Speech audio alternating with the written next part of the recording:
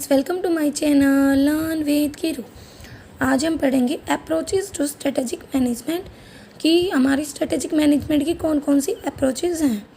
वैसे तो बहुत सारी अप्रोचेस हैं, लेकिन हम 3 अप्रोच को डिटेल में पढ़ेंगे। कौन कौन सी हैं? Interpersonal opportunistic approach, formal structure approach, adaptive approach. तो हमारी पहली अप्रोच क्या कहती है? देखो यहाँ पे एक वर्ड है अपॉर्चुनिटी। अपॉर्चुनिटीज़ क्या होती हैं? जैसे हमारे इन्वायरमेंट में जो भी बदलाव वगैरह होते हैं उनका हमें फ़ायदा उठाना, मतलब वो ऐसे चेंजेस आए जो हमारे लिए एक अपॉर्चुनिटी की तरह आए। तो क्या कर रखा है, जो इंटरपर्सनल अपॉर्चुनिटी अप्रोच है ना, वो जनरली उन फैमिलीज़ के द्वारा, मतलब उन बिजनेस ऑर्गेनाइजेशंस के द्वारा हेड की जाती है जो फैमिली मैनेज है, मतलब जिनमें फैमिली का अस्तित्व होता है, फैमिली उन्हें हेड करती है, फैमिली के मेंबर उसमें ज़्यादा होते हैं। क्योंकि हमने पढ़ा हुआ है फैमिली ओनरशिप बिजनेस कौन से होते हैं जिसमें 2 या 2 से ज़्यादा फैमिली के मेंबर मैनेजमेंट में इन्वॉल्व हों। ठीक है, एक टाइप से कहें तो जो ये अप्रोच है ना, ये पुश करती है एक ऑर्गेनाइजेशन को इन्वायरमेंटल ओड्स की तरफ, मतलब जो भी इन्वायरमेंट में बदलाव हो रहे हैं उनकी तरफ। तो इसकी क्या क्या बेसिक फीचर्स हैं हम उनको समझते हैं। तो देखो क्या दे रखा है। पहले तो ये कौन सी ऑर्गेनाइजेशंस के लिए सूटेबल होती है? जो रिस्क बियरिंग प्रोफाइल रखती है, क्योंकि ये किसकी तरफ जाती है? इन्वायरमेंट में जो बदलाव आ रहे हैं उनकी तरफ जाती है। तो देखो पहला तो इसका हमें फीचर दे रखा है, इसका फोकस होता है कैपिटलाइज करना अपॉर्चुनिटीज़ को। अपॉर्चुनिटी मतलब जो भी बदलाव हुए हमारे इन्वायरमेंट में, और वो ऐसे बदलाव हैं जो हमारे लिए फ़ायदे की तरह हुए हैं, उनका फ़ायदा लेना। मतलब कैपिटलाइज करना मतलब उसको पैसे में कन्वर्ट करना, प्रॉफिट कमाना। ये फॉर्मली भी हो सकता है या अदर तरीके से भी हो सकता है। तो हमारा पहला फीचर दिया कि जो भी अपॉर्चुनिटी वगैरह है उनको कैपिटलाइज करना, मतलब प्रॉफिट में कन्वर्ट करना। लेकिन ये क्या कर देता है? इग्नोर कर देता है प्रॉब्लम सॉल्विंग को। दूसरा दे रखा है जो डिसीजन पावर है ना, सेंट्रलाइज होती है इंटरप्रेन्योर में, मतलब जो भी जैसे भाई डिसीजन लेने की पावर वगैरह है वो कुछ ही लोगों के हाथ में होती हैं। और वो क्या कर देते हैं? सेंट्रलाइज का मतलब होता है कुछ ही लोगों के हाथ में केंद्रित होना, सेंट्रलाइज्ड होना। और वो क्या कहते हैं? अनयूजुअल डिसीजन लेते हैं in the face of environmental uncertainty. किसके फेस पर? जो भी हमारे मतलब इन्वायरमेंट में चेंजेस वगैरह हो रहे हैं, अनसर्टेनिटीज़ वगैरह आ रही है उनसे। इससे क्या हो जाता है? लीव्स एंड थ्राइव्स आ जाते हैं। ठीक है, जो भी हमारे ऑर्गेनाइजेशन में चेंजेस हो रहे हैं उसके कारण, क्योंकि वो क्या करते हैं कि वो ना मतलब बोल्ड होना, अनयूजुअल डिसीजन किस पे ले लेते हैं? इन्वायरमेंटल अनसर्टेनिटी में, मतलब क्लियरिटी तो कुछ है नहीं और डिसीजन ले लेते हैं। और ऐसा करते क्यों हैं? प्रॉफिट कमाने के लिए। और उससे क्या हो जाते हैं? लीप्स आ जाते हैं, गैप्स वगैरह आ जाते हैं, अनयूजुअल्स। ठीक है, फिर कहता है कि इसका मेन ऑब्जेक्टिव होता है कि बस ग्रोथ करना, असेट्स को बढ़ाना, एक्सपेंड करना, टर्नओवर मतलब सेल्स वगैरह को बढ़ाना, और मार्केट में हमारे इससे मतलब जो भी मार्केट में हमारा शेयर वगैरह है उसको एक्सपेंड करना।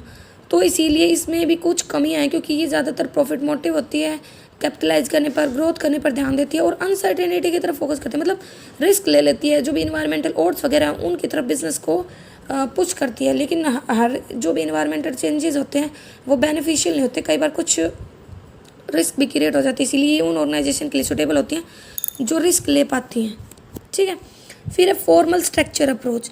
फॉर्मल मतलब जो स्टेप बाय स्टेप होता है, स्ट्रक्चर मतलब एक प्रॉपर जिसका ढांचा वगैरह होता है। अप्रोच देखो, फॉर्मल स्ट्रक्चर अप्रोच में आते हैं स्ट्रेटेजिक डिसीजन मेकिंग, फ्यूचर को ध्यान में रखें। मतलब भाई इसमें क्या होता है कि जैसे एक ऑर्गेनाइजेशन ये देख लेते हैं कि भाई मैं फ्यूचर में किस सिचुएशन में रह सकती हूँ, उसके अकॉर्डिंग वो डिसीजन वगैरह लेती है। देखो जो ऑर्गेनाइजेशन एक्सपेक्ट कर रही है फ्यूचर में रहने के लिए, उसके अकॉर्डिंग वो ना मतलब बना के चलती है अपने प्लान्स वगैरह। जो स्ट्रेटेजिक डिसीजन होते हैं वो बेस होते हैं सोशियो इकोनॉमिक पर्पज पर, किसी भी ऑर्गेनाइजेशन के टॉप मैनेजमेंट की वैल्यूज़ पर, एक्सटर्नल अपॉर्चुनिटी और थ्रेट्स पर, ऑर्गेनाइजेशन की स्ट्रेंथ और वीकनेस पर।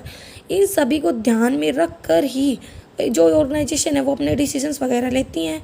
इसके बेसिक फीचर्स क्या क्या हैं? जो स्ट्रेटेजिक मेकिंग है वो किस पर बेस होती है? Analysis of various socio economic factor, जो भी सोसाइटी से रिलेटेड फैक्टर्स वगैरह हैं उनको एनालाइज करने पर, क्योंकि बहुत सारे जो फैक्टर होते हैं ना वो हमारी स्ट्रेटेजी वगैरह जो हम बना रहे हैं उनको अफेक्ट करते हैं। तो ये क्या करती है? उन चीज़ों पर ध्यान देती है, उन फैक्टर्स वगैरह पर ध्यान देती हैं जो हमारी स्ट्रेटेजी को अफेक्ट कर रहे हैं। ये फॉलो करता है सिस्टमेटिक एंड स्ट्रक्चरल अप्रोच। ठीक है, जो मतलब देखो सिस्टमेटिक मतलब सिस्टम के अकॉर्डिंग स्ट्रक्चरल अप्रोच को फॉलो करती है ताकि सॉल्यूशंस मिले हमारी प्रॉब्लम्स वगैरह का। जो भी टास्क वगैरह है कॉस्ट एंड बेनिफिट से रिलेटेड उनके अल्टरनेटिव मिले। ये कंप्रिहेंसिव अप्रोच होती है, क्योंकि ये मतलब हर चीज़ को ध्यान में लेकर चलती है, इंटरलेट करती है। ठीक है, बट फिर बात आती है ये किन ऑर्गेनाइजेशंस के लिए सूटेबल रहती है। तो कहता है कि सूटेबिलिटी क्या है? Suitability and limitation of formal approach depend करता है कि भाई ऑर्गेनाइजेशन कैसी है, उसका मैनेजमेंट कैसा है, कॉम्प्लेक्सिटी कैसी है इन्वायरमेंट की, प्रोडक्शन प्रोसेस कैसा है, नेचर कैसा है प्रॉब्लम का, पर्पज़ वगैरह। बेसिक एडवांटेजेस ये है कि ये जो अप्रोच है ना, ये बहुत ज़्यादा इन्फॉर्मेशन वगैरह जनरेट कर देती है, जिसकी हेल्प से डिसीजन लेना आसान हो जाता है किसी भी ऑर्गेनाइजेशन के लिए बड़ी बड़ी कॉम्प्लेक्स सिचुएशंस में। लेकिन इसकी कुछ लिमिटेशंस भी हैं कि ये बहुत ज़्यादा फॉर्मलाइज है, मतलब फॉर्मल है, बहुत ज़्यादा स्टेप बाय स्टेप काम करना पड़ता है, स्ट्रक्चर्ड है, डिसीजन मेकिंग प्रोसेस है बहुत ज़्यादा स्लो हो जाता है क्योंकि हर स्टेप को फॉलो करके चलना पड़ता है। ठीक है, फिर नेक्स्ट अप्रोच आती है हमारी adaptive approach.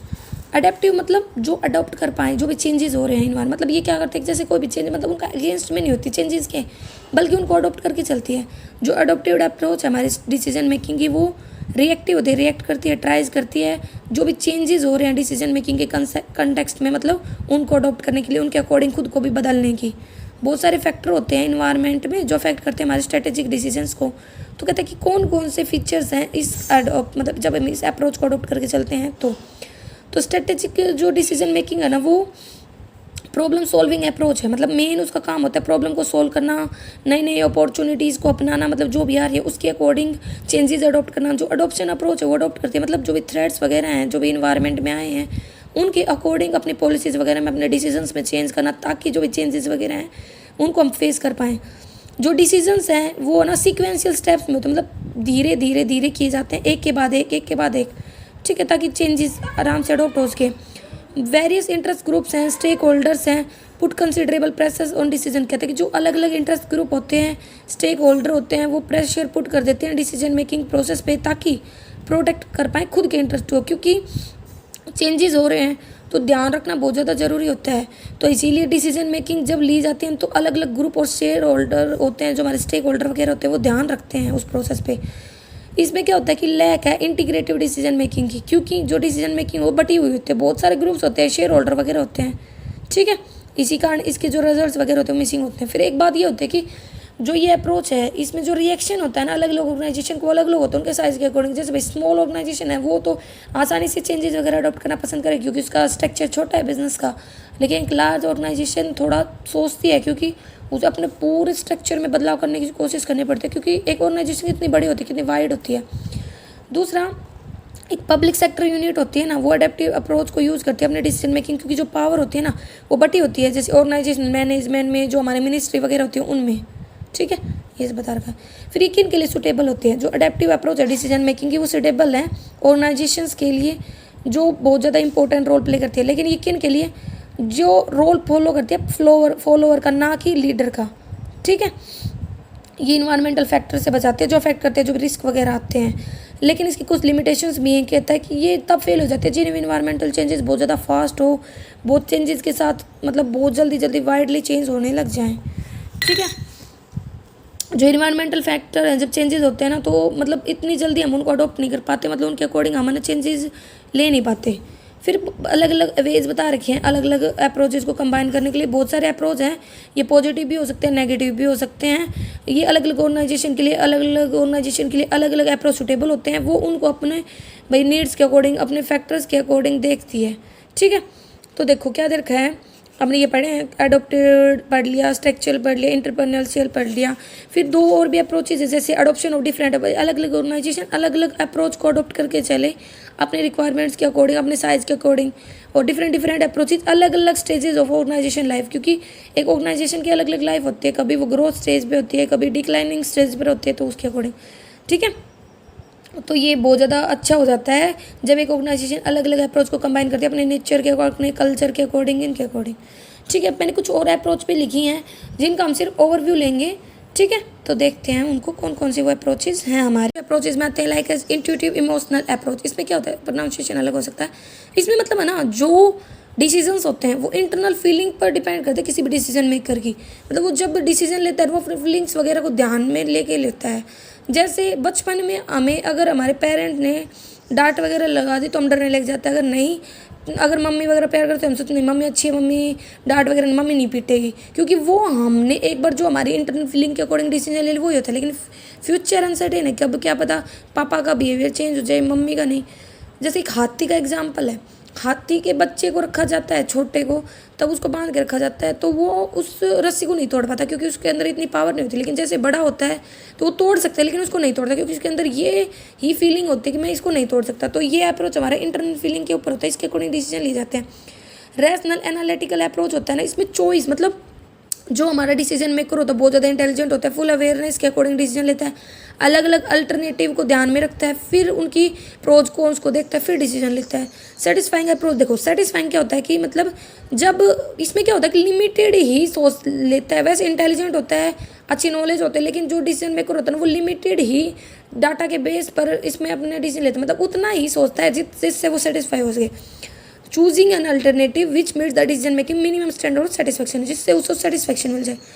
Political behavioural approach मतलब इसमें ऑर्गेनाइजेशन अलग अलग लोगों के बिहेवियर से अफेक्ट होती है, तो वो अलग अलग लोगों के बिहेवियर वगैरह उनकी थिंकिंग वगैरह को लेके चलती है। इंक्रीमेंटल मतलब धीरे धीरे जो चेंजेस आ रहे हैं उसके अकॉर्डिंग वो अपने डिसीजंस में बदलाव करता है। और प्लानिंग तो हमें पता है प्लानिंग क्या होता है, what to do, how to do, when to do. तो मतलब एक प्लानिंग बेस होता है जिसमें हम सारी चीज़ों को ध्यान में रखते हैं, हमारी क्या ऑब्जेक्टिव वगैरह उसके अकॉर्डिंग जब हम प्लान करके चलते हैं। तो ये हमारी कुछ अदर अप्रोचेस भी थी। अगर आपको यहाँ तक कोई भी कन्फ्यूजन हो तो कमेंट करके ज़रूर बताएं, उनको पूछ सकते हैं। और मेरी वीडियो कैसे लगी ये भी कमेंट करके ज़रूर बताएं। पहली बार मेरे चैनल पर आए तो इसे लाइक करें, सब्सक्राइब करें और शेयर करें। Thank you.